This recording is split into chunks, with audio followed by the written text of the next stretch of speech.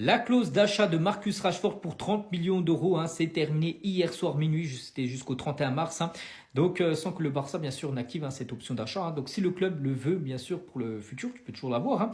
Mais le Barça devra renégocier avec Manchester United. Donc, pour le moment, la probabilité qu'il ne continue pas, bien sûr, est très élevée. Donc, il y a des chances, en gros, qu'il vit là, ses derniers matchs du côté du Barça, qui retourne à Manchester.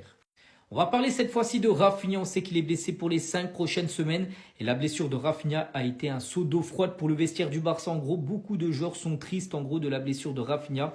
Ils sont très tristes et blessés bien sûr de l'absence de Rafinha qui devrait revenir mi-mai. Aujourd'hui, nous sommes le 1er avril et voici le programme bien sûr pour l'équipe du Barça parce que le mois d'avril va être très important. Donc déjà, samedi bien sûr, le match contre l'Atlético Madrid, c'est de la Liga. Ensuite, mercredi prochain, dans une semaine jour pour jour, de nouveau l'Atlético, mais cette fois-ci en Ligue des Champions. Il y aura l'Espagnol le 11. Ensuite, encore l'Atlético Madrid, 3 fois l'Atlético Madrid sur les 4 prochains matchs. Ensuite, il y aura le Celta, il y aura Retafe et il y aura potentiellement la demi-finale aller de Ligue des Champions en cas de qualification. Et concernant ces 3 matchs contre l'Atlético Madrid, donc un journaliste de Mundo Deportivo, il a dit ces 3 matchs contre l'Atlético définiront la saison du Barça. Flick joue pour dominer, Simone pour survivre et punir. Sans Rafinha, le Barça perd son tranchant et chaque décision en attaque devient cruciale. Une seule erreur et l'Atlético le fera payer.